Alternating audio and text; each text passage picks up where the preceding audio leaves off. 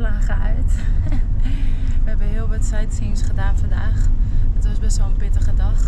We hebben een fantastische chauffeur. Ahmed heet hij. Je kan hem boeken via Airbnb.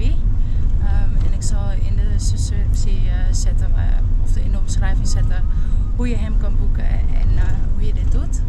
Het is echt top. Hij rijdt super netjes. Het is een hele fijne bus met airconditioning.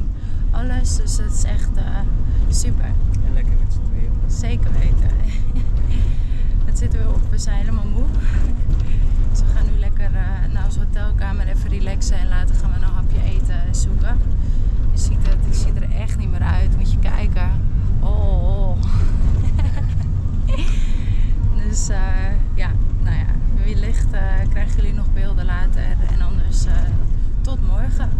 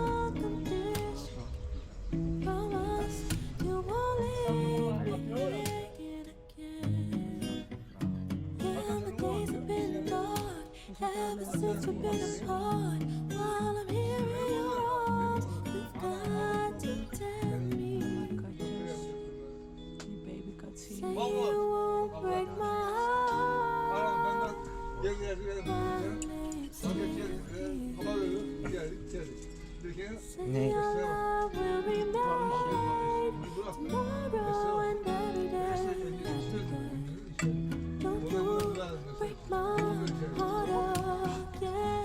Hey, niet doen.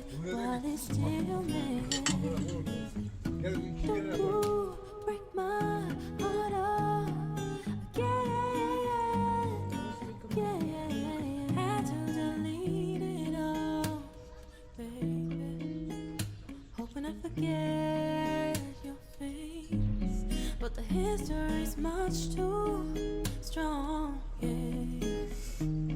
Now you're calling me to come see you. I come only under one condition. Promise you're not giving up again, yeah. Well, my days have been dark ever since we've been apart. While I'm here